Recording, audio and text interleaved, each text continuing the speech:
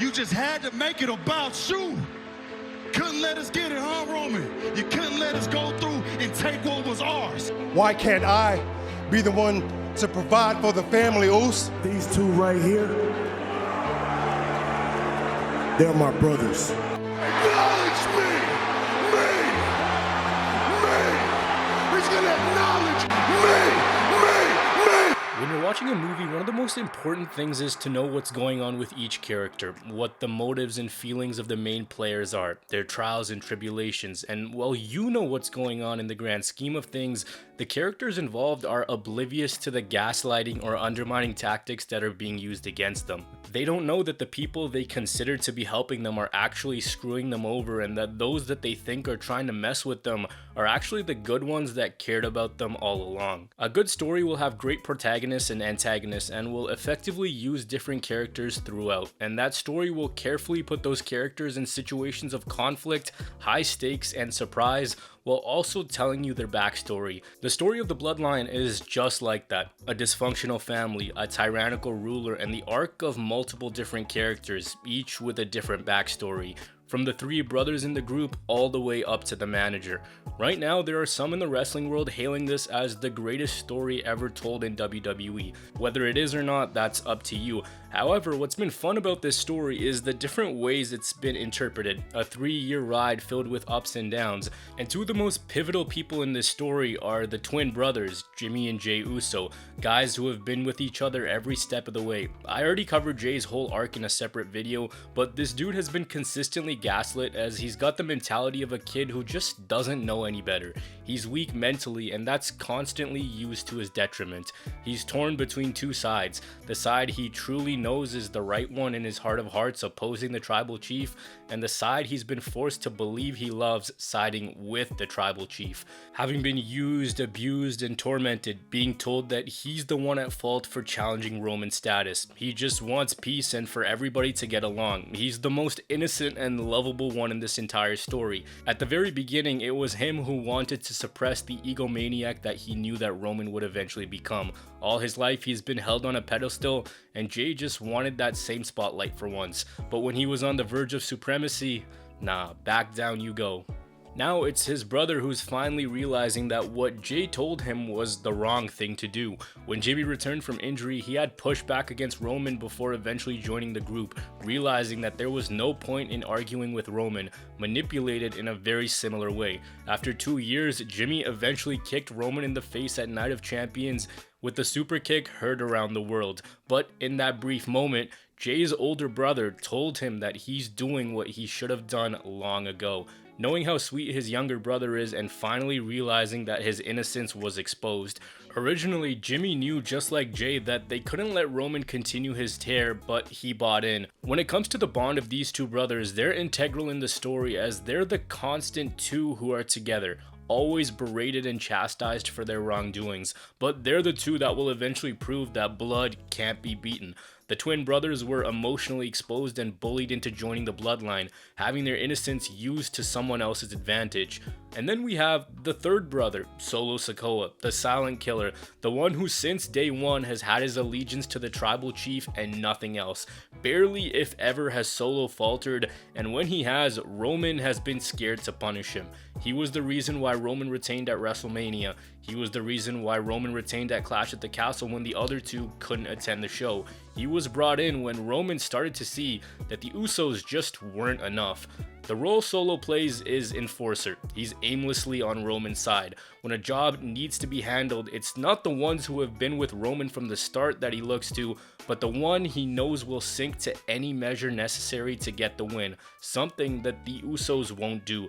The youngest of 3 siblings doesn't stray away from altercation. He's silent, only ever speaking when he's required to.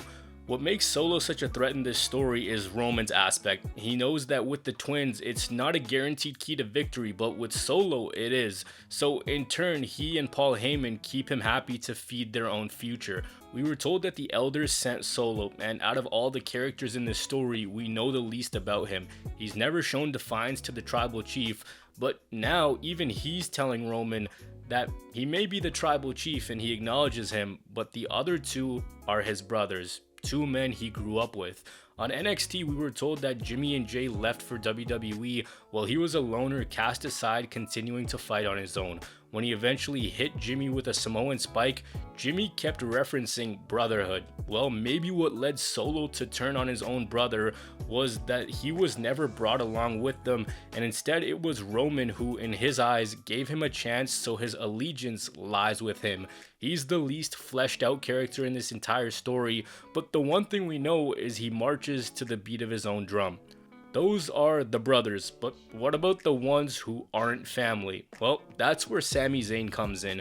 Someone who became one of the most pivotal parts of this entire story. I talked about effectively using characters at the top, and Sami at the crux of things was a comedy character. He eventually became a voice for change in the group, someone who himself was lost and thought he needed to join a family to be accepted. He thought that he was being saved by the family and the validation of WWE's biggest star, when in reality it was him who came in to throw a curveball into a plan that had been going very smoothly for Roman. Even though he's not actual blood, Sami not only became an honorary Uso, but a brother, and once all the dust had settled, he was the one who was loved the most by Jey Uso, the same guy who refused to let him in. When he eventually did, Sami helped expose the cracks when Jey told everyone his true feelings that he doesn't care what the tribal chief says. What ended up happening was Sami then had to make a choice, seeing that aligning with Roman didn't mean anything for him. We're talking about a family story here, and the guy on the other end was a man he considers his brother, Kevin Owens, and when that reality set in, he had no choice but to do what the others couldn't, and that was stand up to Roman. He got his championship match at Elimination Chamber where that same man humiliated him in front of his friends and family. His intentions throughout the whole Bloodline story have remained pure. Though he may have been brainwashed for a brief period, he's arguably played the most important part, setting multiple things in motion. Sami's arc wasn't to become the guy to dethrone the tribal chief. His arc was to be the first crack in the bloodline, because if there was no one who came from the outside, the bloodline wouldn't see what's going on inside. Notice how once he won the tag titles with Kevin Owens, this whole thing started to unravel exponentially, so his end goal was tag team champion, to take away that symbolism of dominance from Jimmy and Jay. And once that symbolism was gone, it put the status of the two in question, Sami making the group lose something to gain clarity. And what they've continued to do is have Sami be a constant, constantly telling Jay that he's a good person and can do better. They haven't forgotten the pivotal role that Sami will continue to play in this story. When Jay finally sees the light, it'll be Sami who opens him up to this, not his brother. His brother was just a bystander, a pawn in Roman's game.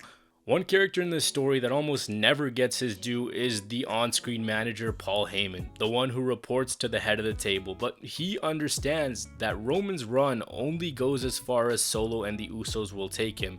And so he knows, being a sleazeball himself, the game that Roman is playing, having known him and his family for so long. In turn, he continues to gaslight Jay as he was the loyal one from basically the beginning. Jimmy is now out of the bloodline, so Paul knows that he's got to keep the rest of the band together. If not, it won't just mean trouble for the tribal chief, but for him as well. For him, it means he can't be at the top, which is what Heyman's done his entire career. He's always clinged on to anything that'll keep him there. For the longest time, that was Brock Lesnar. But what happened when he wasn't there anymore? Paul on SmackDown said that Roman was all he had and that he rescued him. Paul is also the king of identifying weaknesses to Roman's bloodline. Take for example the tribal court segment. When Sami Zayn was put on trial, it was Paul Heyman who was trying his hardest to present evidence against Sami Zayn, because he was able to sniff out Zayn's strength, and that pride would eventually cause him to make a decision that the rest of the bloodline wouldn't dare to make. He, in his role, continues to make the most vulnerable member, that being Jey Uso, believe lies. Heyman is a continuation of Roman in a managerial role. He's a conniving, ruthless wise man who will do anything to remain at the top and cling on to anyone who will keep him at the pinnacle of professional wrestling. Another master manipulator, and when two minds of manipulation align, the only thing that can stop them is themselves. We saw a brief wrinkle when Roman feuded with Brock in 2021 and where his allegiance lied. However, later on, the final domino to fall in this entire arc, personally, I think should be the first one to stick. And that's Paul Heyman. It was his allegiance that started this whole thing. maybe it's him who finally leaves and this whole thing comes to an end. And of course, how could I forget Roman Reigns, the main antagonist in this story. Everyone sees him as the bad guy because he's manipulative, but what's cool is it can be interpreted as him being the good guy, as strange as that sounds. After all those years where he was loathed by the audience, he was finally fed up and now is doing everything possible to spite them, to show them who he really is, that they turned a good guy here for the fans into a villain only here for himself. In Roman's big dog era, he did everything that was asked of him and never got the recognition that he felt he deserved. So tired of trying over and over, his 1,000 plus day reign is in spite of his detractors. You could argue that that's where acknowledge me comes from a place of anger and wanting that respect, so he had no choice but to change his approach and make those same people into believers. And no matter who he needs to manipulate, no matter who he needs to undercut, he has a personal vendetta, not only against his family, but against the fans. What's cool about this story is he doesn't know he's the bad guy. He thinks he's doing a service to the Samoan dynasty when in reality, it's all a play for his own game. You guys remember 2 weeks before WrestleMania, Cody and Roman had a promo, and in it, Cody said that every one of Roman's Bloodline members will leave him. Jay leaves him, Jimmy leaves him, then Solo leaves him, and when Solo leaves him, Paul Heyman becomes an advocate again. Whenever Roman thinks of the possibility that his family will leave him and he'll no longer have that blanket of protection, the realization slowly sets in on his face, and you can see that on WWE programming. He on the inside knows that it's true, that without them, he doesn't have that ticket to the top anymore. Roman is the puppet master in this entire story, crying, force feeding, and manipulating everyone around him. He's had a descent into darkness. He's not evil for the sake of evil. He's evil because he never wanted to be there in the first place, collecting accolades and championships to become the one of all ones. Roman, through his time at the top, has dominated everyone, but it would almost be poetic if his downfall came down to the one thing he's not worried about, and that's his family. The same family that he's tormented time and time again with next to no pushback. The family is a wall of protection, the same protection that when it looked like Roman was going to meet his demise at WrestleMania 39, saved him. On that same night, all the characters in the story came into the match and it seemed like the perfect ending. Sami hitting Roman, KO hitting Roman, and then Cody delivering the winning shot, but it didn't happen. Thanks to Solo, Roman retained.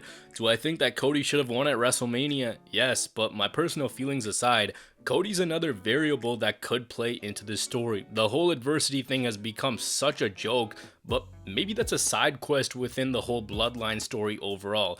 Maybe what Cody said reigns true. The entirety of the Bloodline leaves Roman, only for Cody to finally win a year after he was supposed to, proving that Roman can't do it on his own. Once they all leave Roman, the true exposure comes when he loses his ironclad grip on the championship, the only thing he cares about, in turn, proving Cody right. Remember in that promo?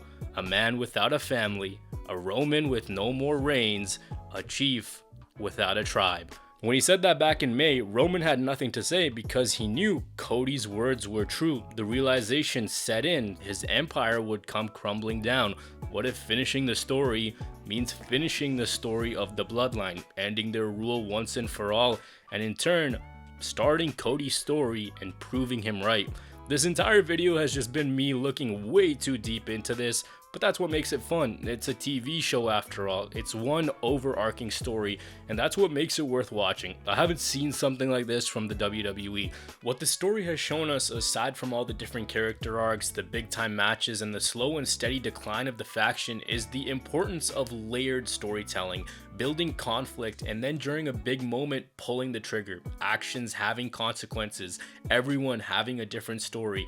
The WWE for the longest time did not reward you for being a viewer, did not tell a story that continued to gauge interest.